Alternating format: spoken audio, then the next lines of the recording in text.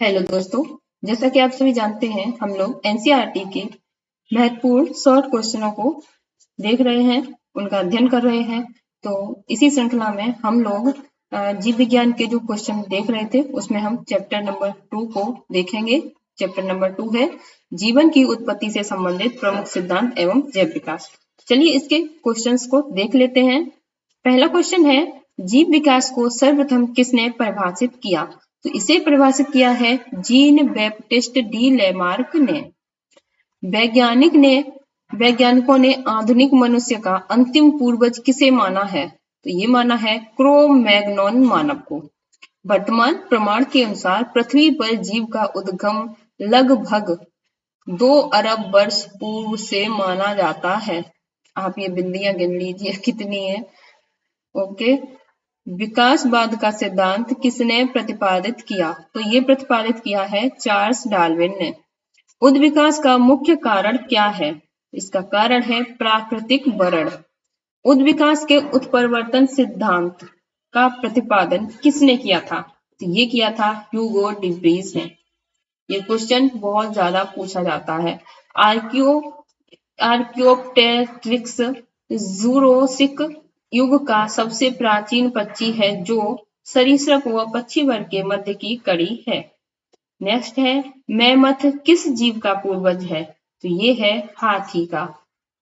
पृथ्वी पर सबसे पहले किस जीव की उत्पत्ति मानी जाती है? तो ये मानी जाती है नील हरित शैवाल की।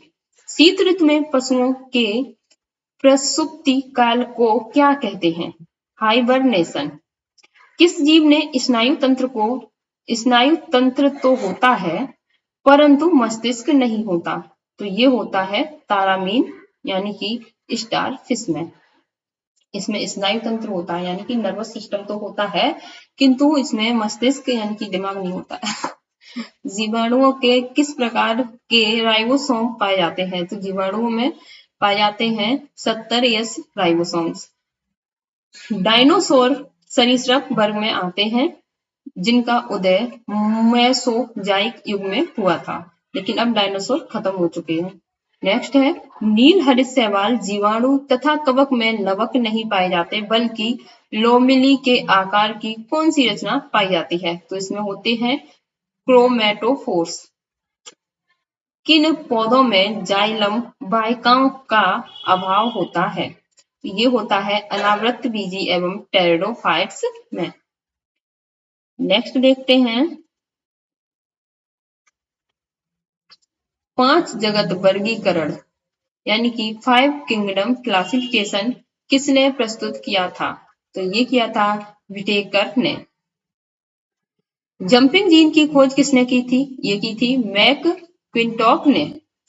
ये नाम थोड़े मुश्किल हैं पर याद हो जाएंगे, कोशिश कीजिएगा। कौन से क्षार डीएनए तथा आरएनए में दोनों में पाए जाते हैं? तो ये पाए जाते हैं एडेनिन, ग्वानिन तथा साइटोसिन। ऐसे कौन से उड़ने वाले जीव हैं जो पक्षी वर्ग में नहीं आते? तो ये है चमगादड़, ये स्तनधारी में आता है।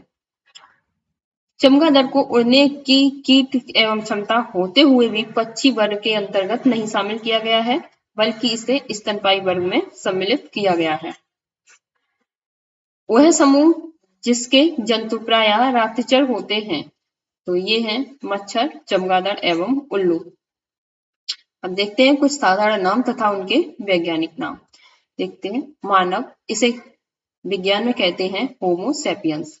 तेंदुआ, इसे कहते हैं पैंथेरा पारडस। वांग, पैंथेरा टिग्रिस। शेर, इसे कहते हैं पैंथेरा लियो। मटर, पाइसम सटाइवम। बिल्ली, इसे कहते हैं फेलिस कैट्स। ये तो याद भी हो जाएगा, कैट्स। बिल्ली को इंग्लिश में कैट कहते हैं और फेलिस कैट्स इसे विज्ञान कहते हैं। मेढक, इसे राना टिग्रीना कहते हैं। धान, इसे कहते हैं ओजाइवा सटाइवा। सरसों, इसे कहते हैं ब्रेस्का कंपेस्ट्रस। चना, इसे कहते हैं सिसिर एरिएटिनम। गेहूं, इसे कहते हैं ट्रिटिकम एस्टिवम।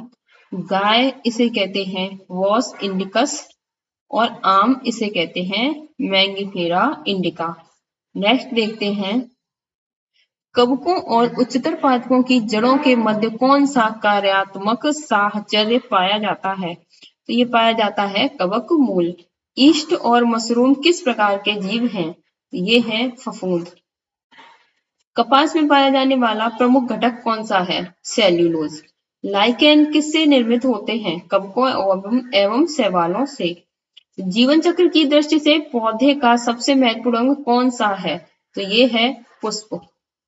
क्लोरोफिल के निर्माण में कौन सा तत्व महत्वपूर्ण होता है? तो ये होता है मैग्नीशियम। अधिकांश कीट किसके द्वारा शोषण करते हैं? तो ये करते हैं वातक तंत्र द्वारा। पुनैन आवृतबीजी पादप का उदाहरण है जो सिनकोना नामक पादप की छाल से प्राप्त होता है तथा यह मलेरिया के उपचार के लिए प्रयोग किया जाता है। ये आपसे काफी बार क्वेश्चन पूछा जाता है कि सिनकोना नामक पादप का उपयोग किस रोग के लिए किया जाता है? तो ऑप्शन दे दिए जाएंगे आपको, मलेरिया, डेंगू वगैरह वगैरह। तो एक ऐसे पूछा जाता है, दूसरा क्वेश्चन ऐसे पूछ लिया जाता है कि मलेरिया में किस पौधे की छाल का उपयोग होता है? तो उसमें दे दिया जाएगा सिनकोना और कई पौधों का नाम दे दिया जाएगा। तो इसमें आपको सिनकोना सिलेक्ट करना है। तो ऐसे इसमें एक दो क्वेश्चन बन जाते हैं। तो आप पूछ सकते हैं कुनैन किस प्रकार का पादप है, किस प्रकार का पौधा है? तो ये है आवृतबीजी पौधा। तो इस तरह से आपको ये क्वेश्चन पूछे जा सकते हैं। नेक्स्ट देखते हैं, सेब में पाए जाने वाले लाल रंग का क्या कारण है? तो इसका कारण है एंथोसाइनिन। नेक्स्ट है, टमाटर में लाल रंग किसके कारण उपस्थित होता है? तो ये उपस्थित होता है लाइकोपीन की उपस्थिति के कारण। शहतूत के फल का वैज्ञानिक नाम क्या है? इसका नाम है सोरोसिस। सर्पों की विष ग्रंथियां किस अंग के समान हैं? कशेरुकी प्राणियों की लार ग्रंथियों के समान। निपेंथिस खासियाना नामक पौधा मुख्यतः भारत के किस राज्य में पाया जाता है? ये पाया जाता है मेघालय में। चट्टानों पर उगने वाले पादप क्या कहलाते हैं? शैलोदभिद। घटपर्णी कीटभक्षी पादप के अंतर्गत आता है। इसकी पत्तियों के पर्ण फलक घट के रूपांतरित हो जाते हैं। कौन सा प्राणी अपनी आंत में जल का संग्रह करता है? तो ये करता है ऊंट। सबसे बड़ा अकशेरुकी जीव कौन सा है? ये है कोलोसल स्क्विड। नेक्स्ट देखते हैं, लीची के फलों को किस शाखा के अंतर्गत रखा गया है?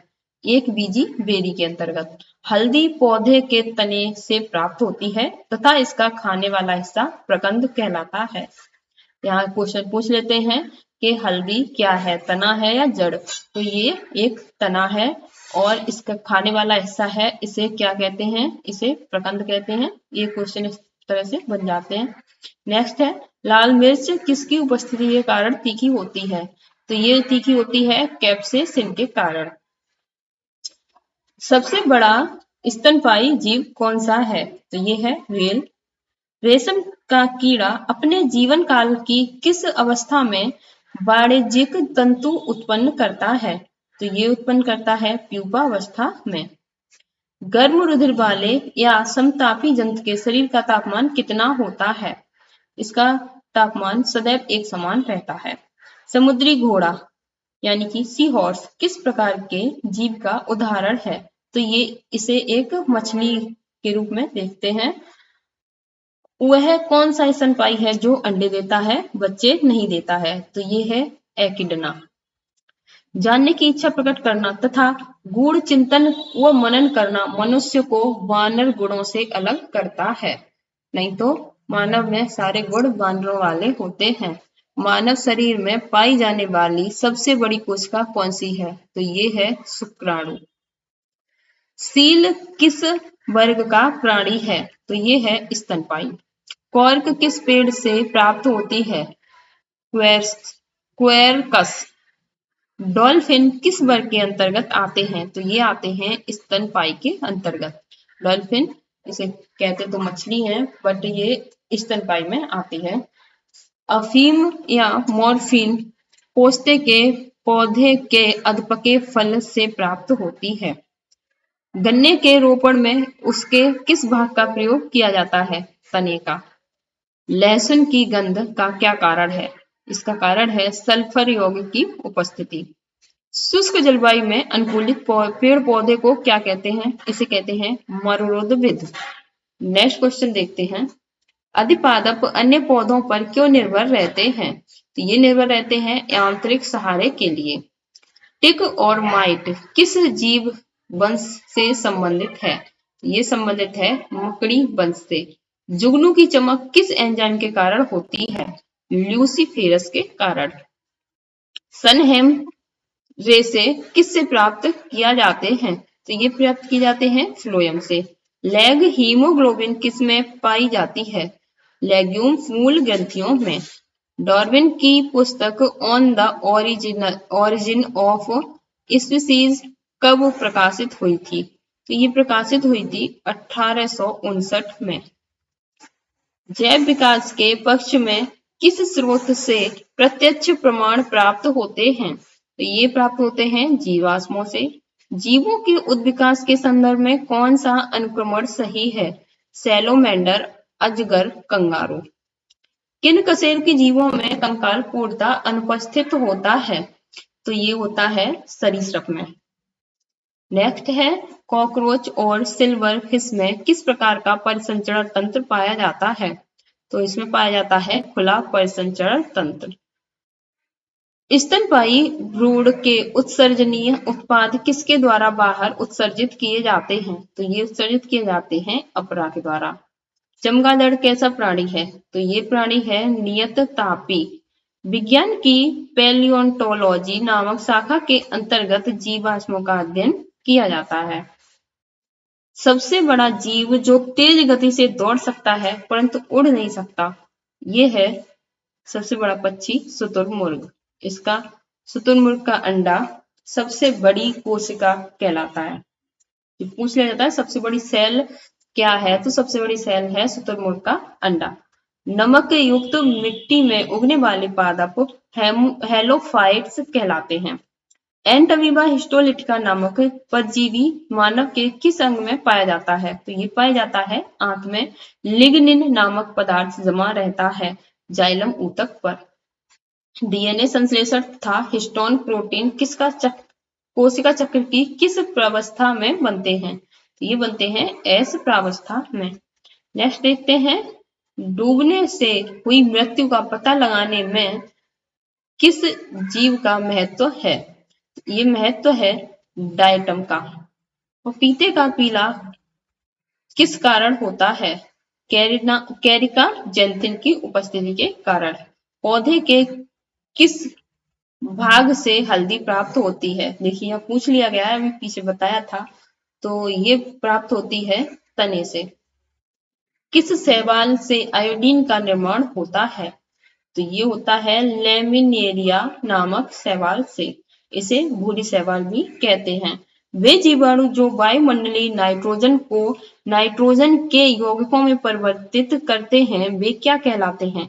ये कहलाते हैं नाइट्रोजन स्थिरीकारी जीवाणु। अधिक नमक वाले अचार में जीवाणु जीवित क्यों नहीं रह पाते? क्योंकि वे जीव द्रव्य कुंचित होकर मर जाते हैं। कवक कोशिका में संचित होने वाला खाद्य पदार्थ कौन सा है? ये है ग्लाइकोजन। तालाब और कुओं में किस जंतु को छोड़ने से मच्छरों को नियंत्रित करने में मदद मिलती है? गैम्बुलिया फिश को छोड़ने से। बिस्फेनॉल क्या है? बिस्फेनॉल ए क्या है? तो ये है खाद्य संवेष्टन सामग्री के विकास के लिए प्रयोग में लाया जाने वाला रसायन। मृदा के प्रयोग के बिना केवल खनिज युक्त सहायता से पौधे उगाने की विधि को हाइड्रोपोनिक्स कहा जाता है। प्रतिजैविक मुख्यतः किससे प्राप्त किए जाते हैं? तो ये प्राप्त किए जाते हैं जीवाणुओं से। नेक्स्ट देखते हैं। ये दोबारा से टाइप हो गया है, आगे देखते हैं। ईस्ट कोशिका में कौन सा मुख्य विकर उपस्थित होता है? तो ये उपस्थित होता है जाइमेस। जब एक ही जीन दो या दो से अधिक भिन्न भिन्न लक्षणों को एक साथ नियंत्रित करती है तो इसे क्या कहा जाता है? इसे कहते हैं बहुप्रभाविता का नियम। क्यूनिन अथवा कुनेन किसकी छाल से प्राप्त की जाती है? तो ये प्राप्त की जाती है सिनकोना की छाल से।